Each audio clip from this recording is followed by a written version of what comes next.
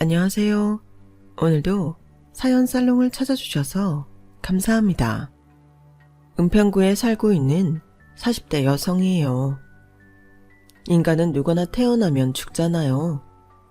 그래서 한때는 그런 생각도 했어요. 어차피 결국엔 죽을 거 뭐하러 기를 쓰고 열심히 살아야 되지? 그런데 얼마 전 가족들과 함께 고등학교 졸업식장을 다녀온 뒤로는 그런 생각이 싹 사라져버렸어요. 가정 형편 때문에 고등학교도 제대로 못 나온 아빠가 모교 졸업식 축사를 맡게 되었는데 그 모습을 보고 왜 인생을 열심히 살아야 하는지 뼈저리게 느꼈거든요.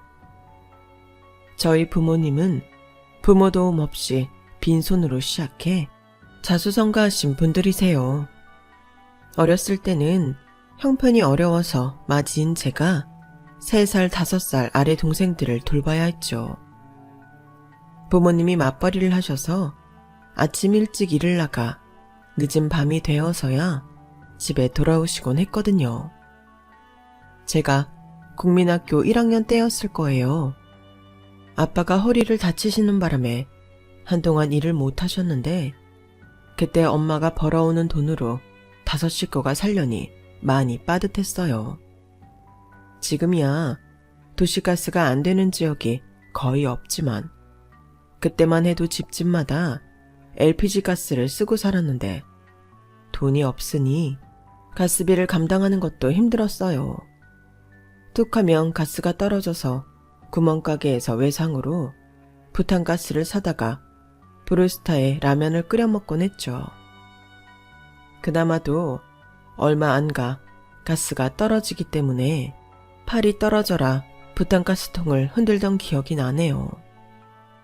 집에는 늘 공과금 독촉장이 쌓여 있었고 매달 집세를 내는 날이면 부모님은 집주인 앞에서 고개를 숙여야 했어요. 그러던 어느 날이었죠. 크리스마스라고 TV에서는 가족들이 모여 치킨이며 피자를 차려놓고 파티를 하는 장면이 나왔는데 둘째가 그걸 보고는 아빠한테 치킨을 사달라고 떼를 쓰기 시작한 거예요. 비록 저도 어린 나이긴 했지만 일찍 철이 든 탓에 우리 집 사정을 잘 알고 있어서 그런 동생의 행동에 아빠 눈치를 볼 수밖에 없었어요. 아빠, 나도 치킨 먹고 싶어. 치킨 사줘. 치킨! 당장 겨울을 보낼 연탄도 부족한 판에 철없는 아이의 치킨 타령에 한숨을 쉬던 아빠는 기약도 없는 나중에라는 말로 동생을 달래셨어요. 그런데 그날따라 동생이 울음까지 터뜨리며 끈질기게 치킨 타령을 하지 뭐예요.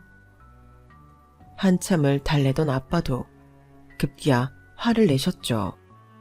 왜 이렇게 말을 안 들어? 아빠가 나중에 사준다고 하잖아. 왜 너까지 아빠 속을 헤집어 놓냐고. 아빠가 돈이 있으면 그깟 치킨 한 마리 못 사주겠니? 없으니까. 돈이 없으니까 그러는 거잖아. 아빠가 돈이 없어서 못 사주는 거잖아. 결국 아빠는 말을 멈추고는 눈물을 흘리셨어요. 그 모습에 엉엉 울던 동생은 놀라서 울음을 그치고 말았죠. 태어나서 처음 아빠의 눈물을 본 저도 놀라기 마찬가지였어요. 그날 밤 11시가 다 돼서야 집에 돌아온 엄마는 손에 순대 한 봉지를 들고 오셨어요. 잠들어 있던 동생들은 엄마가 순대를 사왔다는 말에 벌떡 일어나더라고요. 크리스마스 날에도 봉지라면으로 끼니를 때웠던 탓에 허기졌던 모양이었죠. 동생들은 졸려서 눈을 연신 비비면서도 순대를 입안 가득 넣고는 맛있게 먹어댔어요. 하지만 아빠는 벽을 향해 모로 누운 채 꿈쩍도 하지 않으셨어요. 엄마가 순대 드시라고 몇 번이나 흔들어 보았지만 대답조차 하지 않으셨죠. 몇 달 뒤 드디어 자리를 털고 일어나게 된 아빠는 다시 일을 시작하셨어요. 그리고는 첫 월급을 타던 날, 누런 봉지에 담긴 통닭을 2마리나 사들고 오셨어요.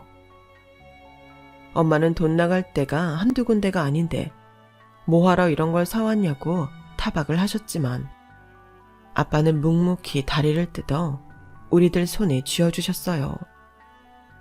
그리고는 정작 아빠는 통닭에 입도 대지 않으시더라고요.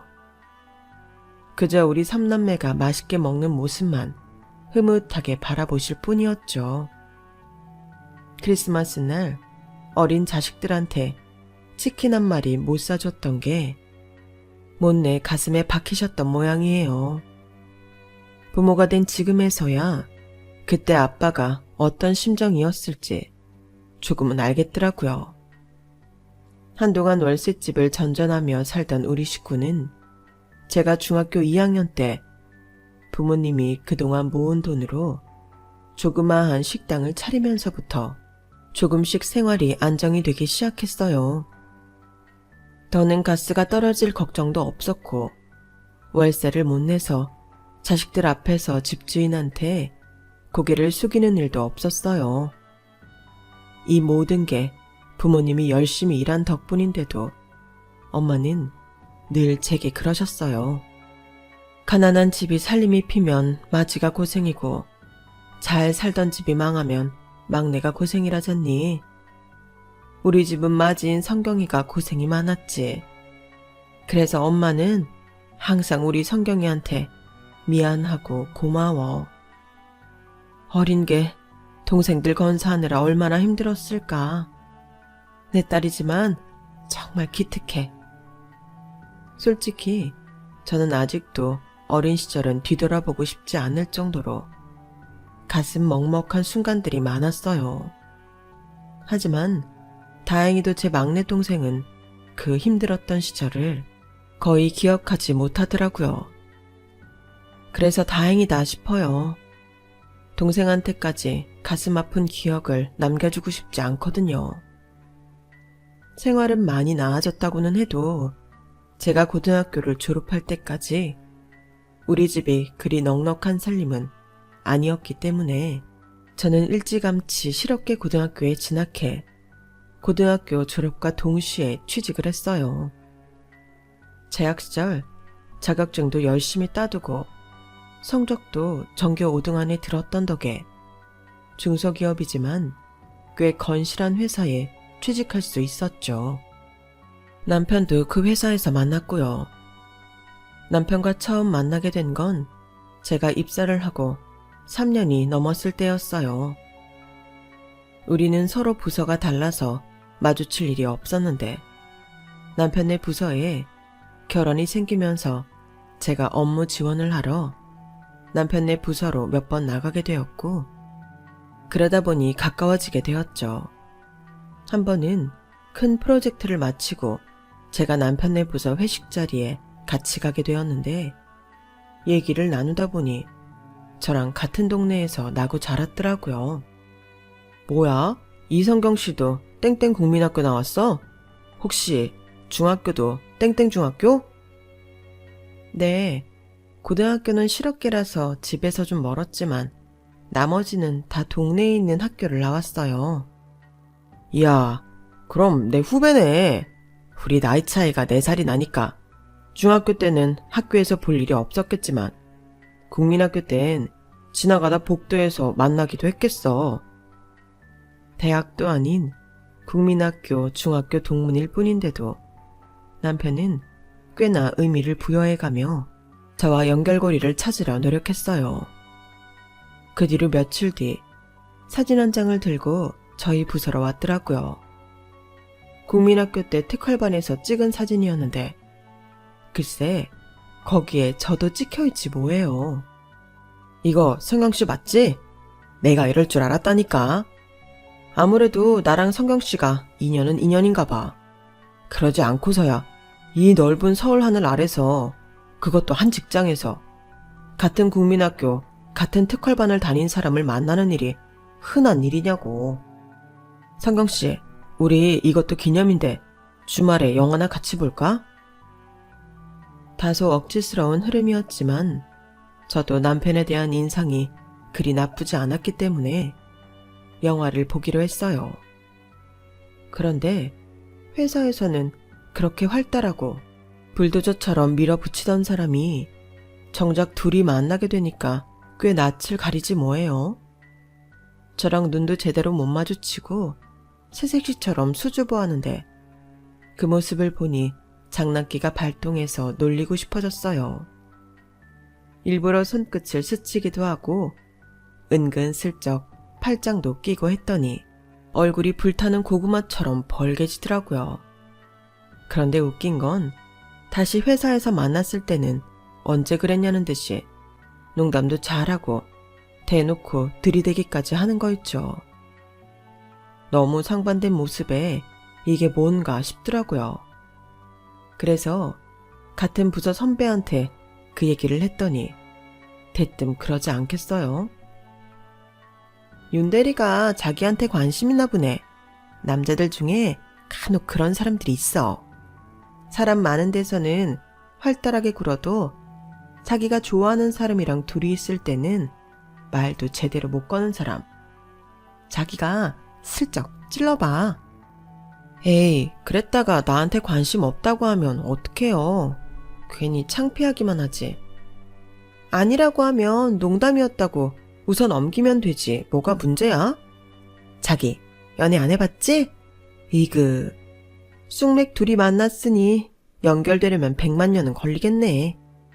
딱히 연애를 하고 싶었던 건 아니었지만 선배 말을 듣고 난 이후부터는 남편을 볼 때마다 더 신경이 쓰였어요. 둘이서 영화를 보고 난 뒤에도 남편은 전시회다 뮤지컬이다 이런저런 핑계를 대가며 주말에 데이트 신청을 했고 정작 만나서는 대면대면하게 굴었어요. 그런 시간이 길어지면서 슬슬 짜증이 나더라고요. 좋으면 좋다, 싫으면 싫다, 딱 부러지게 말하면 될걸. 왜 이렇게 질질 끌기만 하는지 너무 답답했거든요. 그래서 목마른 사람이 우물 판다고 이 관계가 어색하고 불편한 제가 먼저 말을 꺼냈죠. 윤대리님, 혹시 저 좋아해요? 그러자 남편이 들고 있던 젓가락을 조용히 내려놓고는 진지한 표정으로 그러는 거예요. 네, 성경 씨는요?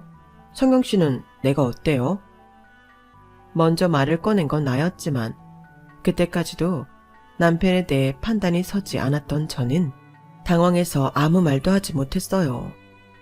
그러자 남편이 풀 죽은 얼굴로 그러더군요. 이럴 땐 농담이었다고 들러대야 되는데 그게 안 되네요. 생강 씨 마음 잘 알았으니까 앞으로는 귀찮게 안 할게요. 그동안 많이 귀찮았을 텐데도 휴일에 나 만나줘서 고마웠어요. 딱히 좋아하는 감정이 있었던 건 아니었는데도 남편의 상심한 모습을 보니 기분이 이상하더라고요. 이렇게 만남을 끝내는 것도 왠지 아쉽기도 했고요. 귀찮지 않았어요. 오히려 좋았어요. 윤대리님이 회사에서랑은 다른 모습이어서 조금 놀라기는 했지만 싫지 않았어요. 그렇다고 가슴 떨릴 정도로 윤대리님이 좋은 건 아니지만 더 만나보고 싶어요. 그러면 안 될까요?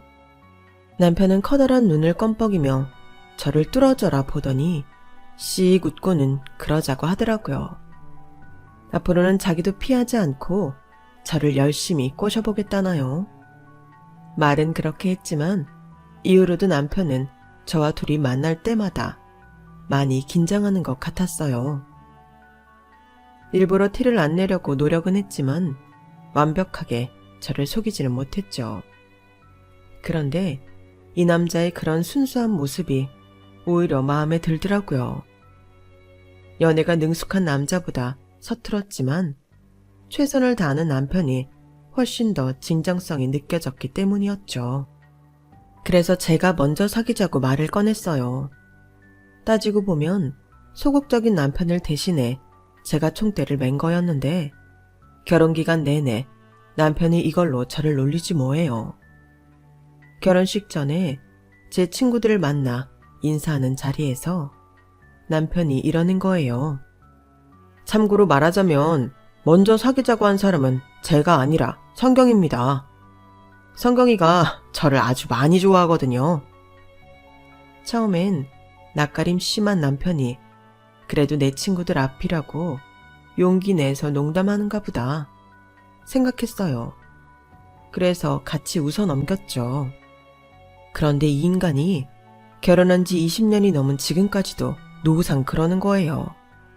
처음 만나는 사람들 앞에서도 그러고 심지어 애들한테도 그러지 뭐예요. 얘들아, 너희는 엄마가 아빠를 얼마나 좋아하는지 모르지? 얼마나 좋았으면 사귀자는 말도 먼저 할 정도였다니까? 내가 좋아서 미치겠던 거지. 가만 보면 말이야, 성경이는 아주 나를 너무너무 좋아한다니까. 꽃노래도 한두 번이라는데 강산이 2번 이상 바뀌도록 매번 저런 식이니 미치고 팔딱 뛰겠다니까요. 정식으로 교제를 시작하고 반년이나 지나도록 제 앞에서 긴장하던 소심남을 구제해줬더니 아우 진짜. 그래도 이런 한결같은 남편의 성격 때문에 우리 부부가 지금까지 큰 싸움 없이 잘 살고 있는지도 모르겠어요. 2년 넘게 연애를 한 우리는 당연히 양가 부모님 축복을 받으며 결혼할 수 있을 줄 알았어요. 우리 둘 중 누구에게도 결격 사유가 없었으니까요. 그런데 생각지도 않은 곳에서 문제가 생긴 거예요. 바로 양가 아버님이었죠. 시댁에 인사를 드리러 간 날 아버님은 제 부모님에 대해 이런저런 걸 물어보셨어요.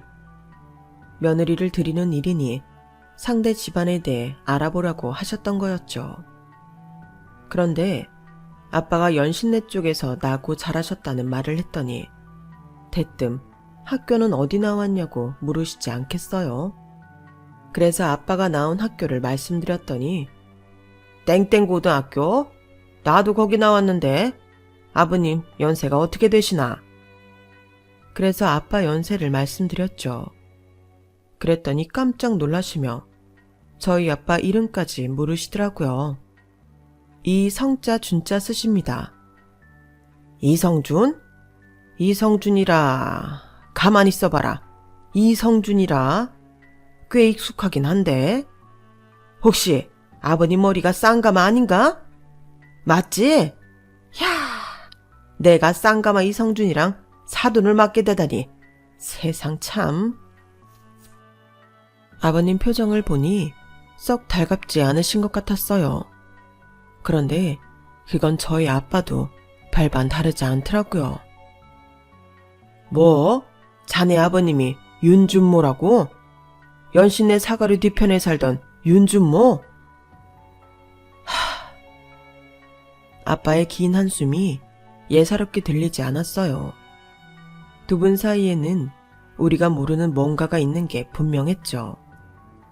아니나 다를까 상견례도 하기 전에 두 분이 동창분들과 함께 술자리를 하셨는데 술자리에서 엄청 싸우셨다고 하더군요. 그날은 데이트가 없는 주말이라 늦잠을 자고 11시쯤 일어났었는데 아빠가 동창들이랑 점심 약속이 있다시며 들뜬 마음으로 나가시더라고요. 그런데 다저녁이 돼서는 돌아오셨을 때는 몸도 가누지 못할 정도로 취해 있었어요. 술을 잘 못 드시는 아빠가 이렇게 취한 모습은 처음이었어요. 그리고 다음날 회사에 막 출근했는데 아버님한테 전화가 온 거예요. 아침부터 전화해서 놀랐을 게다. 다름이 아니라 내가 아무리 용서를 하려고 해도 도저히 용서가 안 돼서 이렇게 전화했다. 어제 술자리에서 말이다. 네 아버지가 나한테 해서는 안 될 짓을 했다. 내가 살면서 그런 수모는 생전 처음이다. 자식인 너한테 네 아버지가 벌인 짓을 시시콜콜하게 전할 수는 없는 노릇이고 해서 말인데 네 아버지한테 말 좀 전해다오. 오늘 중으로 어제 있었던 일을 사과하지 않으면 나는 이 결혼 절대 허락 못하니까 알아서 하라고. 오늘까지 확실히 전해라. 아버님은 당신이 할 말만 전하시곤 바로 전화를 끊으셨어요. 도대체 무슨 일이 있었길래 이러나 걱정이 돼서 바로 아빠한테 전화를 했어요. 그랬더니 제 얘기를 들으시고는 아빠가 더 역정을 내시지 뭐예요. 이 망할 놈의 자식, 뭐가 어쩌고 어째? 성경이 너 잘 들어라. 나는 목에 칼이 들어와도 그 빌어먹을 놈한테 사과 못하니까. 준모 그 자식 아들이랑 결혼하는 거 이참에 다시 생각해. 애비를 보면 그 자식 놈을 안다고. 지금이야 너한테 잘할지 모르겠지만 난 그놈도 믿을 수가 없어. 이 아빠 말 잘 알아들었지? 아빠까지 왜 이래? 도대체 어제 무슨 일이 있었길래 이러냐고. 나 그 사람 아니면 안 된단 말이야. 암튼 딸내미 처녀귀신 만들고 싶지 않으면 아빠도 알아서 해. 전화를 끊고 나서도 마음이 진정이 안 돼서 한참을 씩씩거렸어요. 결국 옥상으로 남편을 불러내어서 아침부터 있었던 일을 털어놨더니 남편이 그러는 거예요. 무슨 일인지 나도 정확히는 모르겠지만 우리 아버지가 잘못했을 확률이 높아. 자기도 봐서 알잖아. 우리 아버지가 이기적이고 사람 무시하는 경향이 있는 거. 그것 때문에 우리 외삼촌도 우리 아버지랑 상종도 안 하셔. 아무튼 내가 집에 가서 알아보고 전화할 테니까 장인어른한테 너무 뭐라고 하지 마.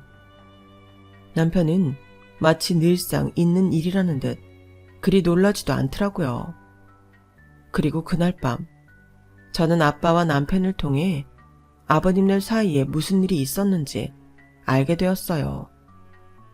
저희 아빠가 집안 사정 때문에 고3 때 학교를 그만두셨거든요. 그래서 동창회는 한 번도 나가신 적이 없었어요. 그런데 한 8년 전이던가 아빠 친구들 몇몇 분이 아빠를 데리고 동창회에 가신 거예요. 비록 졸업은 못했지만 2년 넘게 같은 학교를 다니기도 했고 어릴 때부터 다들 한 동네에서 나고 자랐던 터라 다들 아는 얼굴이니 이해해 줄 거라면서요. 그런데 저희 시아버지는 그게 마음에 들지 않으셨던 모양이에요. 그래서 매번 동창 모임에서 저희 아빠를 볼 때마다 자격 미달이라거나 쥐새끼라는 표현을 써가며 쪽을 주셨나 보더라고요. 그런데 지난 밤에는 자식까지 들먹이며 심하게 말을 하니까 그걸 들은 아빠가 아버님 멱살을 쥐었던 거예요. 그 바람에 아버님은 저희 아빠를 고소하겠다고 난리를 치시는 거고요. 담담히 제게 지난 밤의 일을 털어놓던 아빠는 한숨을 푹 쉬고는 고개를 숙이셨어요. 성경아, 미안하다. 아빠가 참았어야 했는데 그날은 내가 경솔했다. 널 볼 면목이 없어. 아빠가 왜 고개를 숙여? 아빠가 뭘 잘못했다고? 아버님이 잘못한 거잖아. 이건 명백히 아버님이 먼저 아빠를 도발했기 때문에 벌어진 일이라고. 그러니까 절대 사과하지 마. 아빠가 사과하면 나 아빠 딸 안 할 거야. 다른 것도 아니고 형편이 어려워서 학업을 그만둬야 했던 건데 치사하게 그런 걸로 사람 가슴에 못을 박아요?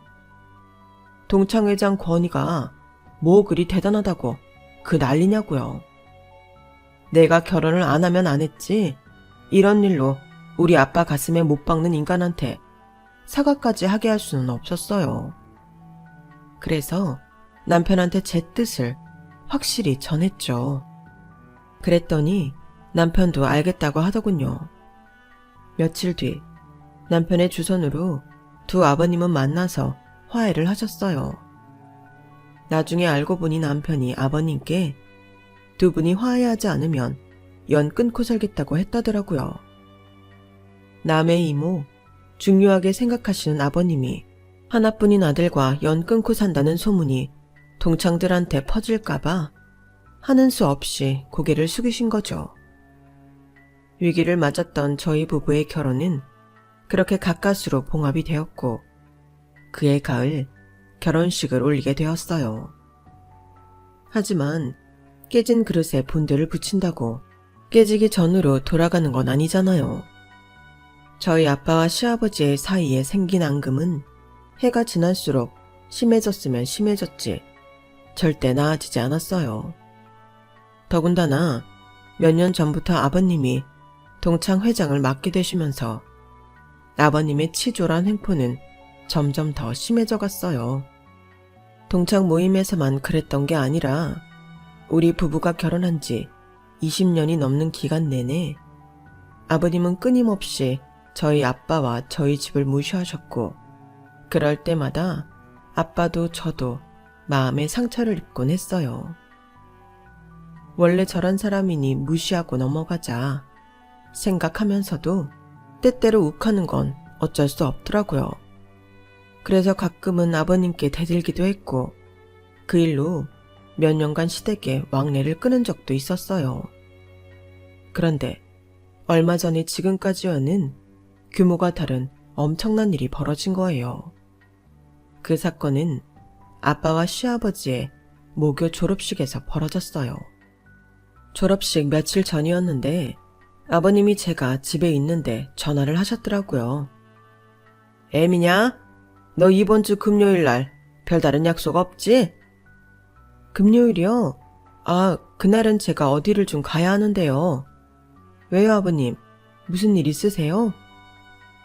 사실 그날은 저희 아빠한테 영광스러운 일이 있어서 아빠를 모시고 아빠 모교를 찾아가기로 한 날이었어요. 저희 아빠가 학교장 추천으로 모교 졸업식에서 축사를 하시게 되었거든요. 그런데 뜻밖의 아버님이 그날 시간을 내라고 하시니 난감하기만 했죠. 야, 너는 시애비가 이렇게 말하면 있는 약속도 없다고 해야지. 뭘 그렇게 말이 기냐. 됐고 아범이랑 시은이 데리고 이번 주 금요일 10시까지 땡땡 고등학교로 와라. 내가 동창회 회장 아니냐. 모교 졸업식에 초청돼서 가게 됐으니까 니들이 꽃다발 좀 들고 와야겠다. 사진 크게 뽑아서 액자에 좀 걸어두게 시우시켜서 사진도 멋지게 찍으라고 하고 니들 내 체면 생각해서 옷 제대로 입고 와야 한다. 명색이 동창회 회장인데 자식들 꼴이 엉망이면 내 체면이 어떻게 되겠니? 그러니 알아서 잘 차려입고 와. 아, 땡땡 고등학교 졸업식에 가시는 거예요? 안 그래도 저도 거기 갈 일이 있었는데 마침 잘 됐네요. 여보세요? 아버님, 아버님. 아버님은 제 말은 듣지도 않으시고 전화를 끊으셨더라고요. 원래도 자기 일 외에는 관심도 없는 분이시지만 그날은 당신이 모교 졸업식에 초청돼 단상에 올라간다는 사실에 고무되셔선 더더욱 그러셨던 것 같아요. 그런데 저희 아빠가 축사를 하게 됐다는 걸 알기는 하시는 건지 살짝 걱정되더라고요. 아니나 다를까 졸업식 당일 학교에서 저희 아빠와 마주친 아버님은 한껏 뻐기면서 저희 아빠 속을 슬슬 긁으셨어요. 네가 여긴 왜 왔냐? 혹시 내가 단상에 올라간다는 소식을 듣고 꽃돌이라도 하려고 온 거냐? 아이고, 네가 오늘은 웬일로 사람답게 차려입긴 했구나. 여기까지 와준 건 고맙긴 한데 솔직히 넌 여기 올 자격이 안 되지 않니? 졸업도 못하고 중퇴한 놈이 남의 졸업식에 올 게 뭐냐고. 그래 뭐 내가 동창회 회장이니까 오늘만큼은 너도 내 백 믿고 학교 구경이나 해라. 이런 날 아니면 네가 언제 우리 학교에 와보겠니? 그 말을 듣는데 진짜 속에서 천불이 올라오는 것 같았어요. 평소에도 저희 아빠한테 저런 식으로 함부로 대했을 걸 생각하니 피가 끓는 것 같더라고요. 그런데 그때 젊은 남자 하나가 저희 쪽으로 걸어와 저희 아빠를 불렀어요. 오늘 축사를 맡으신 이성준 선배님이시죠? 안녕하세요. 전화드렸던 수학교사 김도환입니다. 축사라는 말에 아버님은 두 눈이 휘둥그레졌어요. 그게 무슨 소리야? 이놈이 무슨 축사를 해? 동창회 회장인 나도 아직 못 해본걸? 야, 이성준, 네 입으로 똑똑히 말해봐라. 이 사람이 뭔가 착각을 한 거지? 그런 거지? 네 놈이 무슨 자격으로 축사를 해? 졸업도 못한 놈이. 그러자 아빠는 멋쩍게 웃으시곤 말씀하셨어요. 그게 말이다. 오늘 내가 여기 온 이유가 졸업식 축사 때문이야. 지난주에 교장 선생님이 전화를 하셨더라고. 졸업식에 와서 축사를 좀 해달라고. 나야 네 말대로 졸업도 못한 처진데 무슨 축사냐고. 거절을 했는데 여기 이 수학 선생님이 몇 번이나 전화하셔선 꼭 좀 해달라고 하시지 뭐야. 그래서 염치불고하고 이렇게 왔다. 아니, 뭐 이런 개 같은 경우가 다 있어. 동창회 회비를 내도 내가 이놈보다 훨씬 더 냈는데 졸업도 못한 놈한테는 교장까지 나서서 축사해달라고 부탁까지 했다고? 정작 가장 높은 자리에 있는 동창회장인 나한테는 그런 말은 이런 방구도 없었으면서 도대체 학교 꼬라지가 어떻게 돌아가길래 이 모양 이 꼴이야. 이놈은 말이오. 돈이 없어서 월사금도 제대로 못 내다가 결국 학교 잘린 놈이란 말이오. 학교 측에서 보면 돈 안 내고 공짜 수업 받다가 도망친 놈이란 건데 어떻게 이런 놈한테 축사를 맡긴단 말입니까? 수학선생, 당신 입으로 말 좀 해보쇼. 내가 지금 하도 기가 막혀서 이 기분으로는 단상에 못 올라가니까 당신이 직접 해명해보라고. 아버님은 교정이 떠나가라 고래고래 소리를 지르면서 난동을 부리셨어요. 그러자 수학선생님이 굳은 표정으로 아버님께 한마디 했어요. 어르신, 그만하시죠. 오늘은 이 학교에서 3년간 수학한 학생들이 졸업을 하는 뜻깊은 날입니다. 다른 사람도 아니고 동창회 회장직까지 맡고 계신 분이 이런 추태를 보이시면 후배들이 뭘 보고 배우겠습니까? 그리고 여기 계신 이성준 선배님에 대해 함부로 말하지 말아주세요. 이분은 당신 같은 사람한테 모욕을 당해도 되는 분이 아니니까요. 왜 동창회 회장도 아니고 모교 중퇴자인 이성준 선배님께 축사를 맡겼냐고 물으셨죠? 그건 바로 오랜 기간 동안 선배님께서 후배들을 위해 기부금을 내주셨기 때문입니다. 가정 형편이 어려운 후배들이 선배님 덕분에 무사히 학업을 마칠 수 있었으니까요. 수학 선생님은 촉촉하게 젖은 눈으로 저희 아빠를 보면서 말을 이어갔어요. 선배님, 저도 그중 한 사람입니다. 선배님 도움을 받아서 무사히 고등학교를 졸업했고 지금은 수학교사로 이곳에서 후배이자 제자들을 가르치고 있습니다. 그때 선배님의 도움이 아니었다면 제가 이 자리에 서 있을 수 없었을 겁니다. 감사합니다, 선배님. 눈물이 그렁하게 맺힌 수학 선생님은 저희 아빠 손을 감싸주었어요. 지금까지 아빠가 모교에 기부금을 내왔다는 걸 몰랐던 저와 남편은 입을 떡 벌린 채 아빠를 바라볼 뿐이었죠. 그리고 그중 가장 놀란 사람은 단연 시아버지였어요. 방금 전까지 쩌렁쩌렁하게 소리를 치며 난동을 부리던 아버님은 꼬랑지를 팍 내린 채 아무 말 없이 고개를 돌리더군요. 그날 저희 아빠는 교단에 올라 멋진 축사를 하셨어요. 정작 당신은 돈이 없어서 졸업도 못한 학교에서 말이죠. 식순에 따라 교장 선생님이 학생 대표한테 졸업 증서를 수여하는 시간이 되었어요. 그런데 놀라운 일이 벌어진 거예요.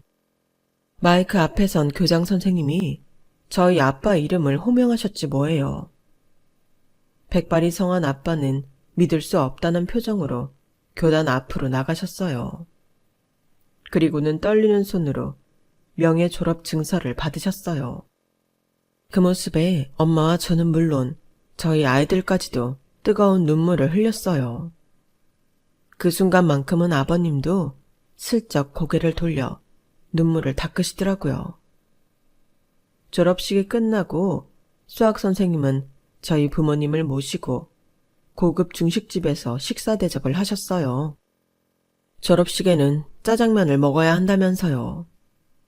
식사를 하는 동안 선생님은 그간 저희 아빠가 돈 때문에 학업을 이어갈 수 없는 후배들에게 매달 일정 금액을 후원하셨던 일을 자세히 설명해 주었어요. 지금까지 그런 사실을 까맣게 몰랐던 저와는 달리 엄마는 이미 다 알고 있는 표정이더라고요. 집으로 돌아오는 차 안에서 물었더니 그러시는 거 있죠. 네 아빠가 결혼 전에 나한테 부탁을 했던 거야. 내 자식들 굶기지 않을 정도가 되면 어려운 학생들을 위해서 후원을 좀 하고 싶다고. 그래서 그러라고 했다. 못 배운 한 그렇게라도 풀고 싶다는데 그거 못 해주겠니? 남들한테는 별거 아닌 고등학교 졸업장일지 몰라도 네 아빠한테는 평생을 두고 한이 된 증서 아니겠니? 그런데 오늘 명예 졸업장을 받았으니 그 한도 풀 수 있게 된 거지. 그렇죠, 여보? 졸업 축하해요. 아빠는 말없이 빙그레 웃기만 하셨어요. 손에는 돌돌 마른 명예 졸업장을 꾹 쥔 채 말이죠. 그날 그동안 몰랐던 아빠의 선행을 보면서 문득 그런 생각이 들더라고요. 인간은 태어나면 죽는 게 순리지만 죽는 순간까지 어떻게 인생을 사느냐가 세상에 태어난 이유이자 목적이 아닐까 하고요. 그런 의미에서 아빠는 인생의 목적을 달성하신 게 아닐까 하는 생각을 했어요.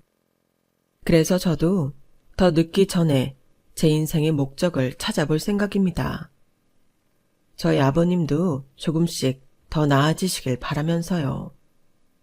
제 자식들도 인생의 목적을 찾는 여정에 있기를. 들어주신 여러분들도 현명하게 인생의 목적을 찾아가고 계시겠죠. 어른들께 항상 저도 한 수 배우며 살아가 봐야겠어요. 지금까지 제 사연을 들어주셔서 감사합니다. 건강하세요. 여러분, 사연 댓글에 응원과 현명한 조언 부탁드려요.